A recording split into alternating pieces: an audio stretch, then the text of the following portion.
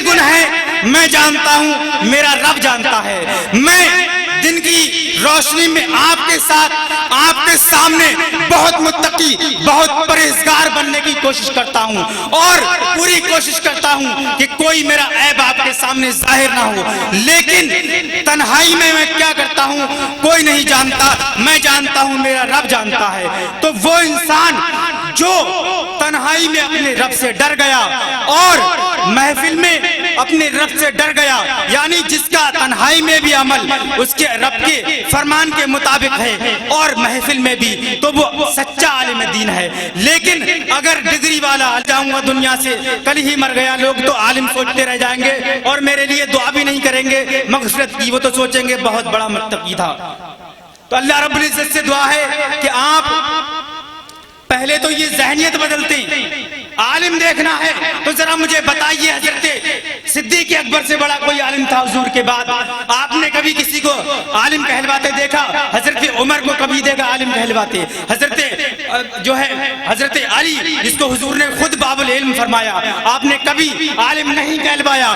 لیکن آج جو علامہ اقبال کہتے ہیں کہ تو شاہی ہے بسیرا کر پہاڑوں کی چٹانوں میں، آج صرف عوام کی پریشانی کو دیکھ کر کہ عالم کہیں تو کسے کہیں، یہ دیکھ کر یہ ایک نام رکھ دیا گیا کہ جو 7 جماعتیں پڑھ لیا اسے عالم کہہ لو۔ لیکن میرے بھائیو یاد رکھنا، آپ اس کے کہنے پر عمل کریں کیونکہ وہ اپنی طرف سے نہیں کہہ رہا۔ لیکن اگر سیرت دیکھنا ہے تو حضرت علی کی سیرت دیکھو، حضرت عمر کی سیرت دیکھو، بصری کی عالم ربانی دیکھنا ہے تو ان لوگوں کو دیکھو، حضرت ابو شہمہ کو دیکھو اور وہ صحابی رسول دیکھو جو پہلے بادشاہ ہیں، لیکن جب اسلام لے کر آتے ہیں اور جب جنگ میں جاتے ہیں تو اس حال میں جاتے ہیں کہ صرف تہمت ہے، اور اس سے پہلے 500 درہم کا جوڑا پہنتے ہیں، جو صرف اپنی بدنی آسائش کے لیے اور بدنی اپنے آرام کے لیے صرف لوگوں کو برگلاتا رہے اور صرف یہ کہتا رہے کہ سبحان اللہ بولو اور ماشاء اللہ بولو تمہیں جنت ملے گی۔ اگر کوئی ایسا کہنے والا دکھ جائے تو اس سے پہلے آپ اسٹامپ پر لکھوا لیں، اس کے بعد میں آپ خرچ کریں۔ اب میں آتا ہوں اس پوائنٹ کی جانب، مجھے پہلی تو معذرت چاہتا ہوں کیونکہ ٹائم تھوڑا لگ رہا ہے اور لوگ بیٹھے ہیں، میں کسی کا حق مارنا نہیں چاہتا، لیکن آج مجھے کہہ لینے دیا جائے کیونکہ میرے خلاف جو اور مجھ جیسے لوگوں کے خلاف جو غلط فہمیاں ہیں کہ لوگ یہی سوچتے ہیں اپنے لوگوں کو مدرسے میں کیوں بھیجیں۔ ارے بھائی میرے، یہ تو بتاؤ یہ مادہ پرستی کہاں سے آ گئی؟ یہ لینا دینا، یہ نذرانے، یہ فلا فلا، آج صرف اس کے ذمہ دار آج ہم ہیں اور آج تم ہو۔ جتنے ذمہ دار ہم ہیں اس سے زیادہ تم ہو، کیونکہ تم چاہتے ہو کوئی ایسا نہ آ جائے جو کہے کیا تم نے نماز پڑھی، کیا تم نے فجر کی نماز ادا کی، کوئی ایسا نہ مل جائے جو تم سے یہ سوال کر دے۔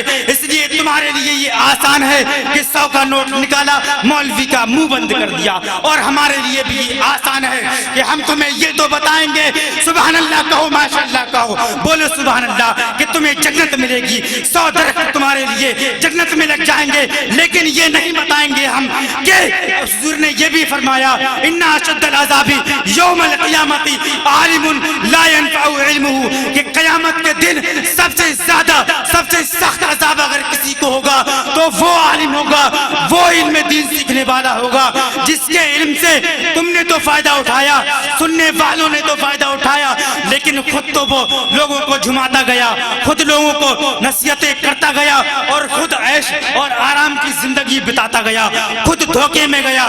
تو ایسا عالم سب سے جو ہے سخت جہنم میں عذاب کا مستحق ہوگا۔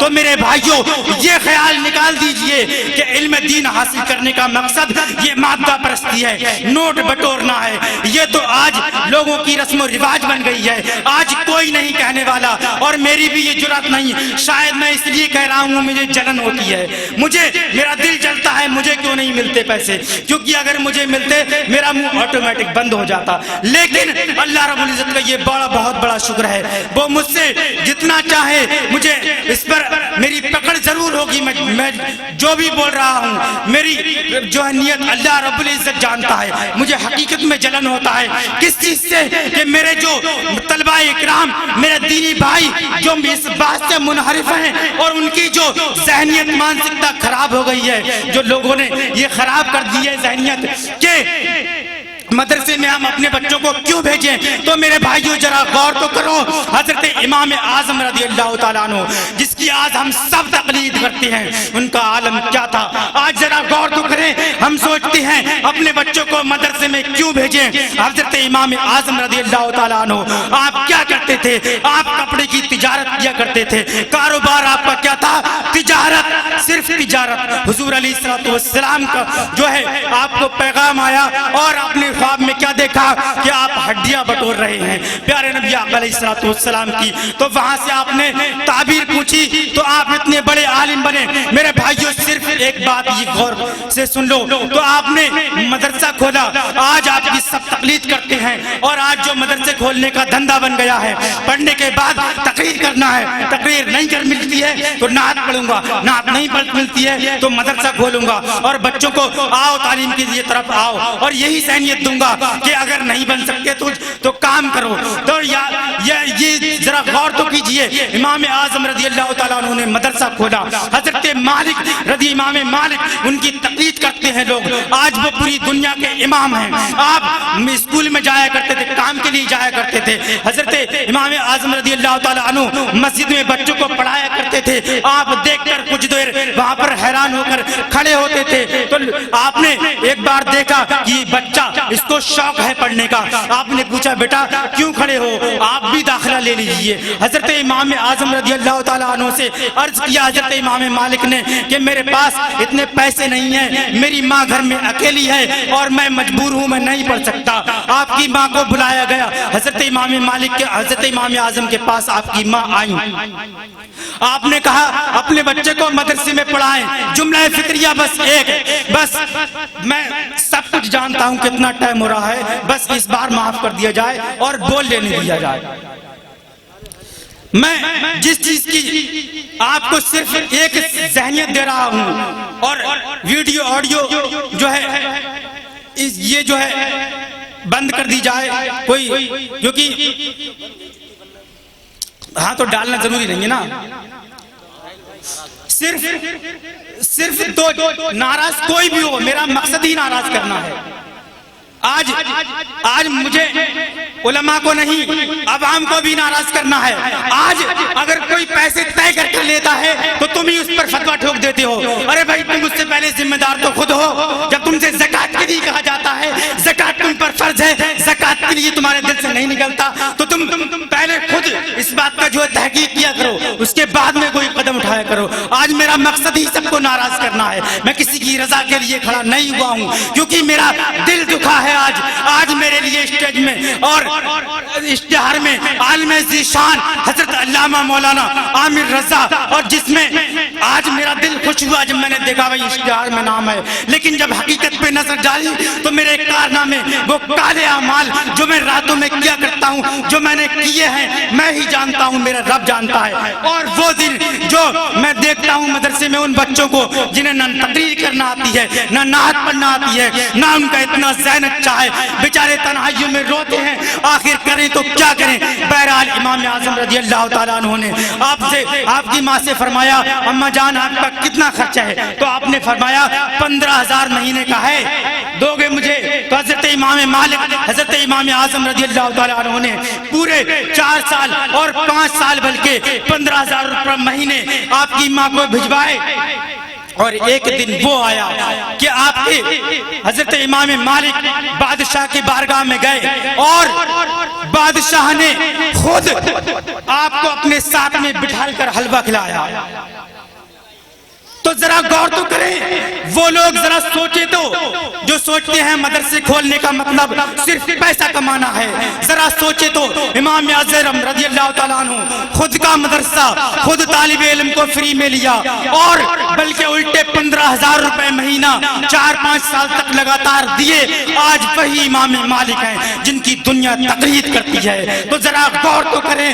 آج ہم یہ بتانا نہیں چاہتے, آج ہم یہ تو بتا دیتے ہیں عالم عالم عالم.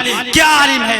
علامہ اقبال فرماتے ہیں نہیں تیرا نشیمن قصر سلطانی کے گنبد پر ارے بسیرا کر پہاڑوں کی چٹانوں میں. اور فرماتے ہیں کہ ہر کوئی مستے میں ذوق تناسانی ہے. آج ہم دوسروں کو نصیحت کرتے ہیں محنت. اللہ رب العزت نے فرمایا وَلَيْسَ لِلْإِنسَانِ إِلَّا مَا سَعَىٰ. محنت محنت محنت. اور آج ہم صرف آرام کے لیے صرف آرام چاہتے ہیں. جو آرام چاہے گا وہ اللہ رب العزت کے فرمان کے خلاف ہے. تو ذرا غور کریں میرے بھائیوں, مدرسے میں بھیجنے کا مقصد یہ نہیں ہے کہ آپ کا بچہ اگر نعت نہیں پڑھتا تو مدرسے میں نہیں بھیجے. آج ہم ذمہ دار ہیں. آپ اپنے بچوں کو مدرسے میں بھیجتے ہیں تو مجھے ذرا بتائیے قرآن مجید میں کون سا علم نہیں ہے؟ آج ہم اپنے بچوں کو دنیاوی تعلیم کے لیے اسکولوں میں بھیجتے ہیں, ہسٹری پڑھنے کے لیے, جغرافی پڑھنے کے لیے, اکنومی پڑھنے کے لیے, اور جو ہے پولیٹی پڑھنے کے لیے. مجھے بتائیے ذرا قرآن مجید آپ نے کتنی بار پڑھا ہے اور اللہ رب العزت نے کتنی بار فرمایا ہے الا ادلکم علی تجارت تنجیکم من عذاب علیم. تجارت جو اکنومی جسے بولتے ہیں. آج مجھے میرے مسلمان بھائی ذرا بتا دیں کسے کسے اکنومی کا علم ہے, اکنومسٹ کیسے کیسے ہیں؟ اللہ رب العزت جو ہے قرآن مجید میں ہر چیز کو دنیا اور آخرت دونوں کو تجارت سے تعبیر کیا ہے. آج اسی کو انگلش لینگویج میں اکنومکس کہتے ہیں. اکنومکس ایک دھن. تو ذرا قرآن کا مطالعہ کریں. اور مول ادھیکار جو پالیٹی ہے ذرا غور تو کریں. میرے آقا نے 1500 سال پہلے فرما دیا تھا بیٹیوں کو جو ہے بیٹیوں کو علم سکھاؤ, تعلیم دو, بیٹیوں کا حق دو, یہاں تک کہ زمین میں بھی وراثت انہیں دی. آج ہم پالیٹی میں جو مطالعہ کرتے ہیں 70 سال کے سنویدھان میں وہ ہمارے نبی نے 1500 سال پہلے ہی بتا کر رکھ دیا تھا. آج ہر علم قرآن مجید میں ہے, لیکن اگر قرآن مجید ہی ٹھیک سے نہیں پڑھا تو لاکھ آپ کوشش کر لیجئے نہ دنیا ہی ملنے والی ہے نہ آخرت میں کوئی کامیاب ہونے والا ہے. لیکن ہم یہ کہتے تو خوب دل سے ہیں کہ ہم ایک جان کیا ہے اگر ہوں کروڑوں تیرے نام کے سب کو وعدہ کروں میں. لیکن صرف یہ شعر سمجھ میں نہیں آتا ہمارے کہ پھر کے گلی گلی تباہ ٹھوکریں سب کی کھائے کیوں. ارے دل کو جو عقل دے خدا تیری گلی سے جائے کو. تو میرے مسلمان بھائیوں, میرے پیارے مسلمان بھائیوں, صرف یہ بات گانٹھ باندھ لو کہ محنت محنت اور صرف محنت کا فلسفہ کام کرنے والا ہے. رب فرماتا ہے وَلَيْسَ لِلْإِنسَانِ إِلَّا مَا سَعَىٰ وَأَنَّ سَعْيَهُ سَوْفَ يُرَىٰ. کوئی بھی ہو, عالم ہو, فاضل ہو, مفتی ہو, چاہے عوام ہو, سب برابر ہیں کیونکہ ایک ہی صف میں کھڑے ہو گئے. محمود و ایاز, نہ کوئی بندہ رہا نہ کوئی بندہ نواز, نہ میں بڑا نہ تو بڑا. جتنا فرض تجھ پر اتنا فرض ہم پر. صرف ہمیں یہ ہے کہ علماء تم کو سکھائیں, عمل کرنا تم پر بھی ہم پر بھی. عمل ہم نہ کریں تو